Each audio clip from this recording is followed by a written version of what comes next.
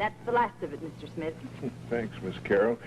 Meaning no offense, but no matter how you serve up that glucose, it just doesn't taste like steak and home-fried potatoes and lemon pie. But you don't understand, Mr. Smith.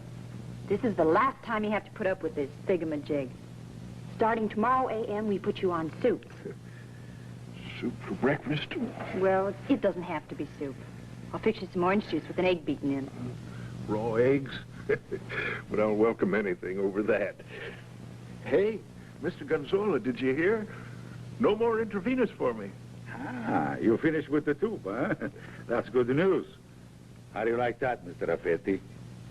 The name is Rafferty, E-R-T-Y. Well, that's fine news, Mr. Smith. Real encouraging, I'd call it.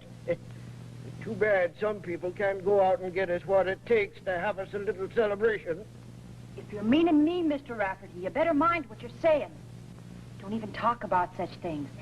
You remember what happened when Dr. McNaughton found that bottle of Chianti wine I smuggled in for Mr. Gonzola. Ah, that was my birthday, Miss Carroll. What's a birthday without a little Chianti and some good friends, huh? My grandson just had a birthday. He was months old yesterday. I've never seen him. Aha! Still another birthday and nothing to celebrate it with.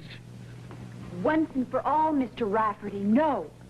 Now, as far as you three are concerned, all alcohol brought into this ward will be for external use only. Now, Mr. Referee, why is it that you are so anxious to celebrate everybody's birthday all the time, huh? Birthdays mean a great deal to someone who has no family of his own, Mr. Gonzola. Exactly, my dear.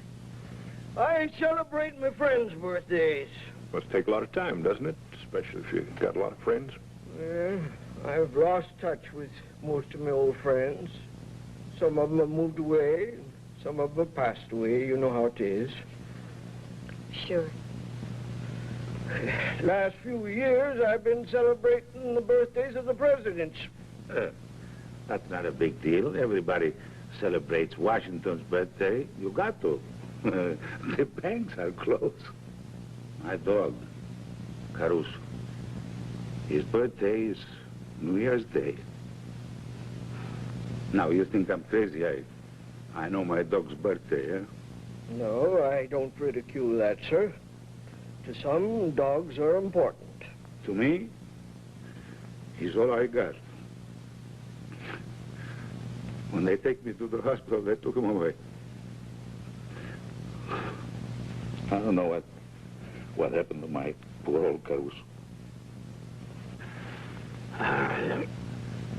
Well, now we're going to sing a song for Mr. Smith to forget the tube, huh? Figaro.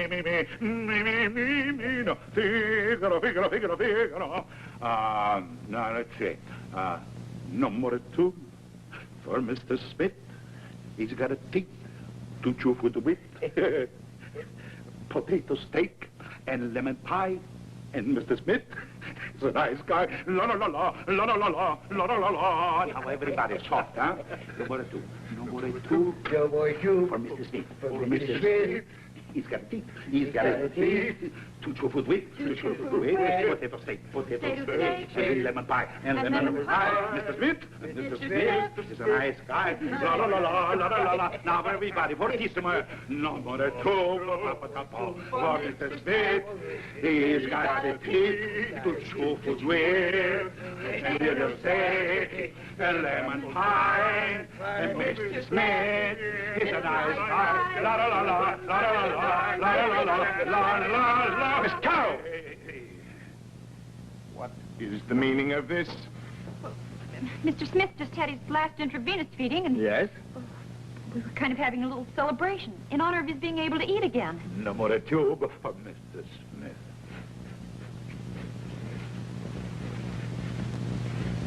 I smell alcohol. Have you been smuggling more Chianti wine in here? It isn't what you think, Doctor. It's medical alcohol. I used it on Mr. Smith's arm. Oh, I see. Would you step out into the corridor with me for a moment, please, Miss Carroll? Yes, Doctor. Now, you listen to me. Now, listen, you've got to watch your step. Why do you do things like that? I don't know. I felt kind of happy this evening, and well, it was just an impulse. But you aren't allowed to have impulses in a hospital. You're a machine. Well, you take orders and carry them out exactly. Is that clear? Uh-huh. I mean, well, yes, Doctor. Conform. That's the key word, conform. You're just an obedient automaton until you prove yourself worthy of responsibility. But honestly, Doctor, I do try. It's just that, well, things seem sort of normal to do. What? Until I've done them. Well, let's make the rounds of your ward. You listen to me, Dr. McNaughton. Who do you think you are? I've got a mind to... Well?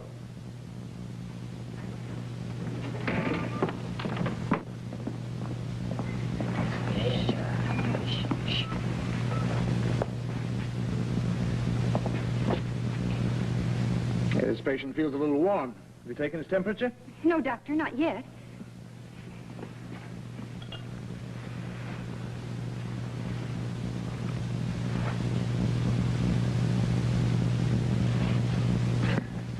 Have you devised a system whereby we can dispense with thermometers, Miss Carroll? No, Doctor, I can just tell. Yeah. It's normal. He feels warm. They give him basal metabolism in the morning. Perhaps it's a hot water bottle. What hot water bottle? Well, Mr. Smith's feet get awfully cold in the evening. Did I prescribe a hot water bottle? No, Doctor, but... Let me see his chart, nurse.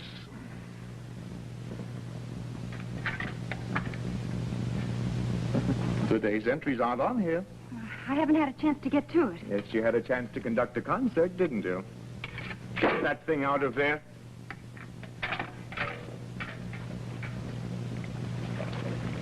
You could give a polar bear a fast pulse with a bottle that hot.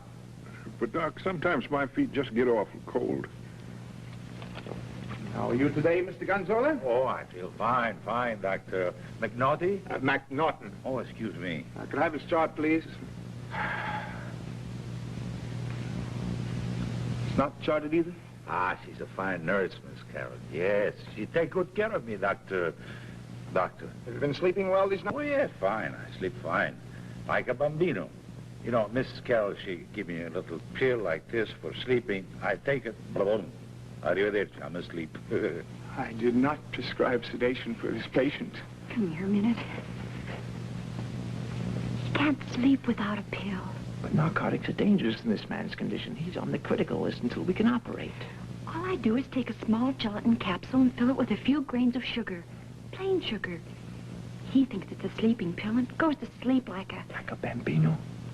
What am I whispering about? This has got to stop. Shh. It's harmless and it does him so much good. That is not for you to decide, Miss Carroll. Now, you must remember, no medication is to be administered unless it's prescribed. Is that clear? Yes, Doctor. Oh, this feels so good. Leave the bottle here, please. No.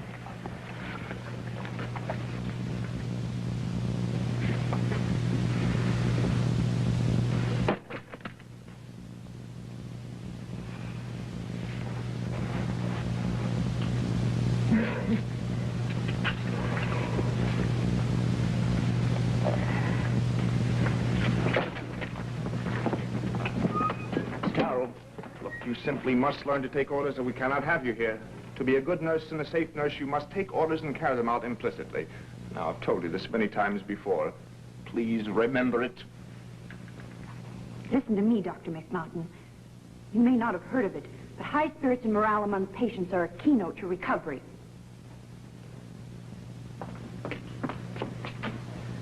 Are you Miss Carroll? Huh? Oh, yes.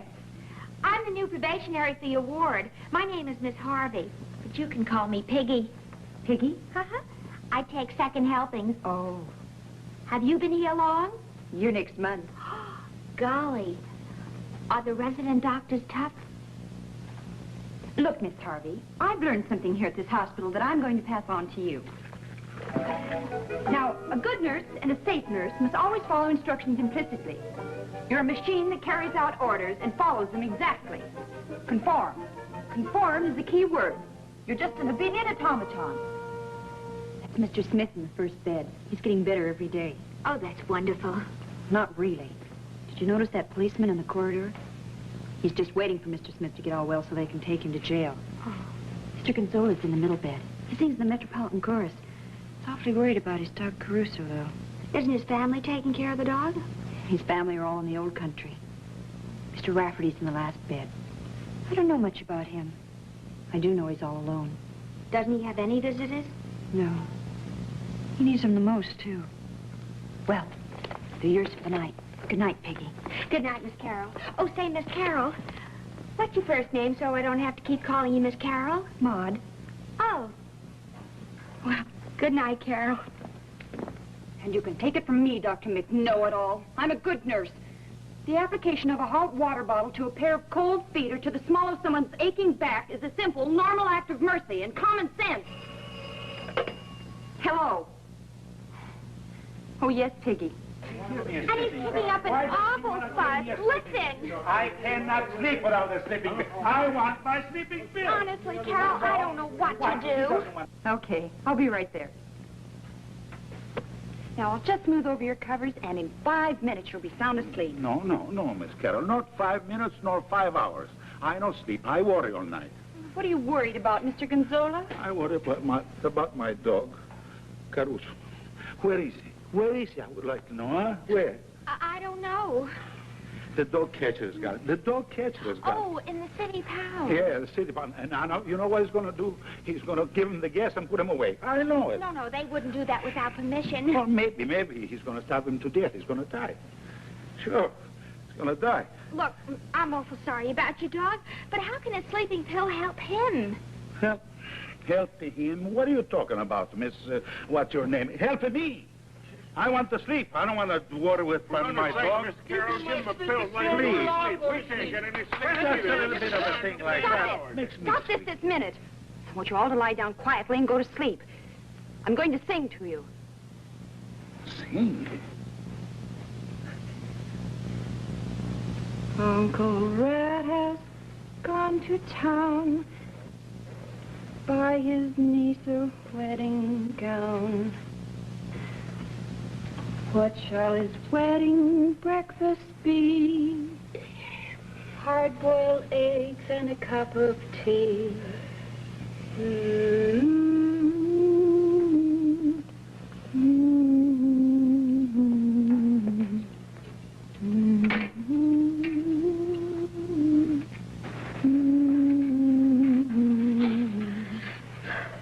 Presents for the birthday child, hot cross buns and flowers wild, leaden soldier of army men, oaken desks and an old quill pen.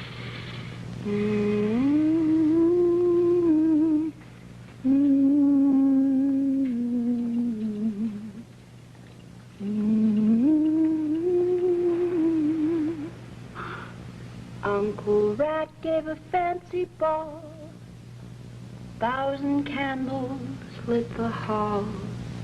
Pumpkin carriage brings the guests, silver buttons on their vests. Carol.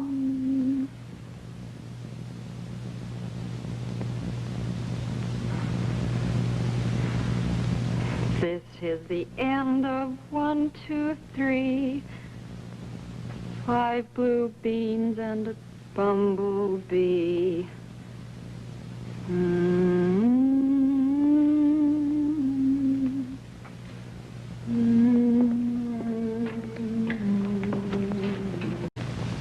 Rafferty, he's dead, isn't he? He is not dead. He's very much alive. Excuse me, I thought he was dead. I haven't seen the old codger in 5 years. He's in the general hospital, Mr. Foster. He's very lonely. Never did have any family. He was a darn good delivery man. Best one I ever had. Here. I got a juvenile delinquent now. Reads comic books all day. Beats up the truck. Gets the addresses all wrong. Mr. Rafferty will be well in a month or so. That is, if he has something to get well for. I don't follow you. If he knew he had a job waiting for him. Well, I'd say yes in a minute, but, well, he is pretty old, isn't he? Well, he wouldn't beat up the truck, would he? And he'd get the addresses all right. That's so. And how young or strong do you have to be to carry flowers up an elevator? Why, heaven, you were right. Good. Now, here's what I want you to do.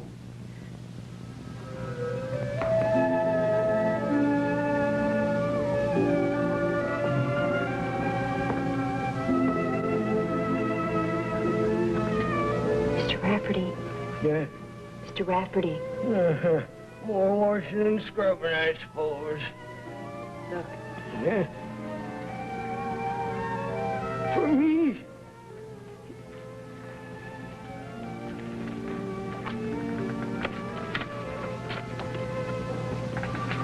Stop stalling around in bed, you lazy Irishman, and get back here to work.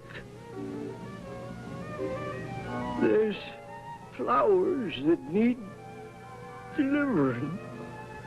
Foster.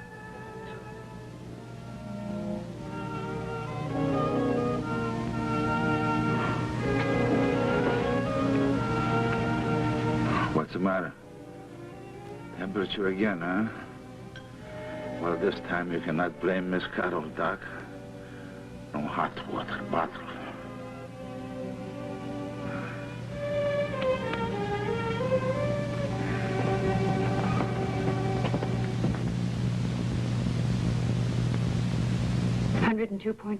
His pulse is way up, too. He's going into a crisis in a day or two. When he reaches a peak, we'll have to operate within 20 minutes. Now, whichever one of you is on duty, call me immediately and prepare him for surgery. He'll be all right, won't he? After the operation? Well, without the temperature, it'd be a snap, but with it, I don't know. Dr. McNaughton, I think I know what's causing the temperature. Oh, really? Well, that's just peachy keen. We've had Dr. Brown from Mayo and Boyd from McGill. Of course, they don't know what's causing it, but if you do, well, I don't see why we need to have any further consultation. Miss Carroll, just for the devil of it, what is causing the temperature? His dog. Oh, I see. He's worried about his dog. Mm-hmm. Look, Miss Sunshine, let's leave psychiatry to the managers, the temperature to me, and let's you concentrate on the charts. Maybe you've never heard of psychosomatic, but let me tell you, Dr. McNaughton. I hope for your sake McNaughton is off duty today. Why? Well, from what I can see, he's always picking on you, trying to make your life miserable. He won't always be that way. Someday he'll have a practice of his own. He'll get the right food and enough rest, and his wife won't let him smoke. So... Oh, I'm sorry. Wife? Who'd marry him? Well, lots of people. He's pigeon-toed. You're wrong. It's just when he's thinking deeply about some problem. Then he walks looking down at his feet and kind of turns him in a little. Pigeon-toed. Besides, he has those fishy brown eyes that kind of goop at you. They are fishy brown, aren't they, Carol? They're hazel, with little gold flecks in them. Honest, Miss Carroll, I couldn't do it. My heart wouldn't be in it. I'll just have some of the soup and a little piece of bread. What about this lovely steak and the lemon pie? No, thank you. You see, where I'm going, they don't serve steak. I wouldn't want to get so I couldn't do without it.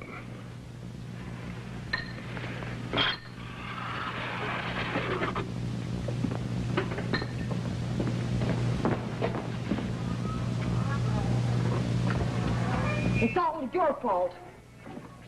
Oh, Dr. McNaughton.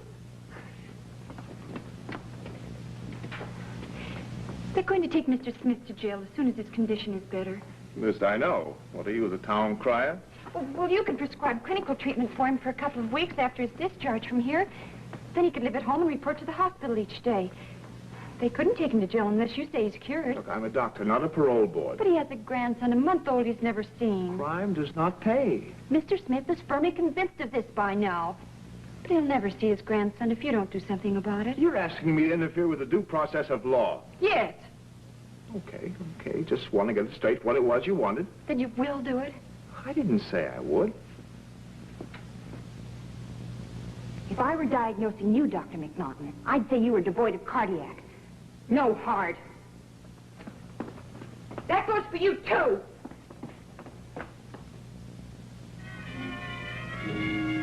So he didn't eat the horse meat hash. Well, that I can understand. But this dog wouldn't touch a biscuit, or even the fortified, vitaminized liver with the chlorophyll. With my own dough, I buy him a steak. Did he eat it? No. What am I going to do? I think I know what's to be done.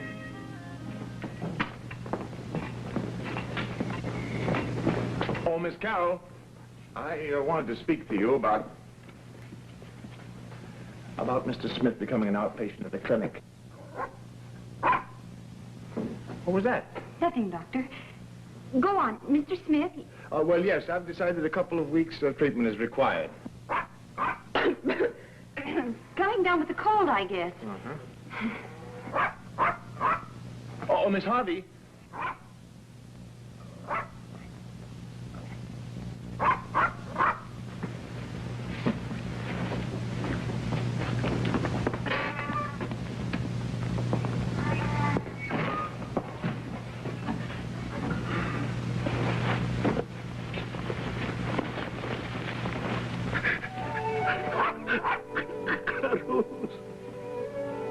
Oh, you bad boy. Where have you been?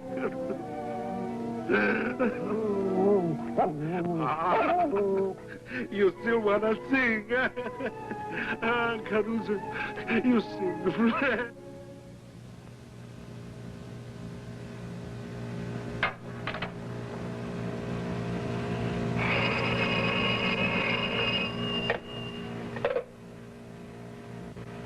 Hello? Piggy? Now keep calm. Tell me just what happened. Yes? Yes, all right. Take his temperature. I'll be right there. What's his temperature? Normal. Normal. Oh, that's wonderful. Oh, thank you, Caruso. Thank you. Did you call Dr. McNaughton? Yes. Oh, Carol, I just don't know what to do first. Well, go tell one of the orderlies to bring in a stretcher. All right.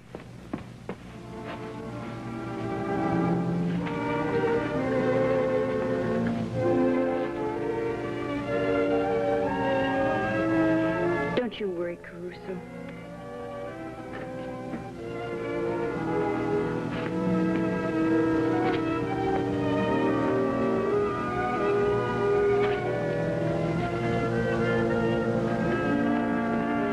He's going to be all right, Carol. Oh, that's wonderful.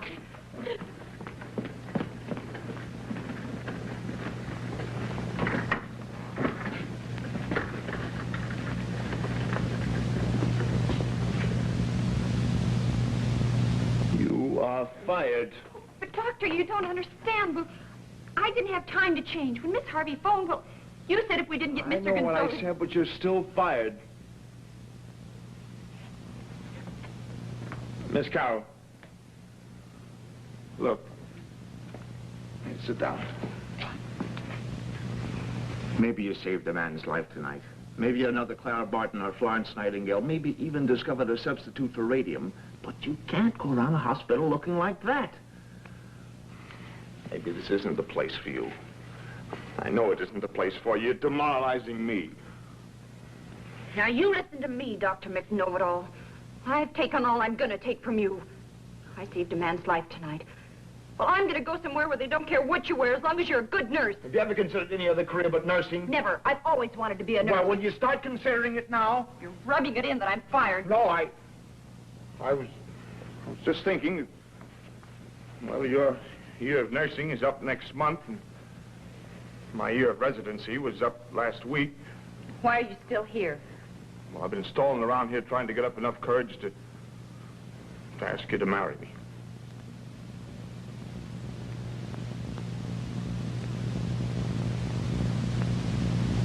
Do I have to? Now, what kind of question is that? Do you have to what? Marry you. You just fired me. I'll say I did. But one thing has nothing to do with the other. Oh. All right, then. Yes. You will? Yes. Girl has to dedicate herself to something. I love you, you little bird brain. Well, anyway, I love you.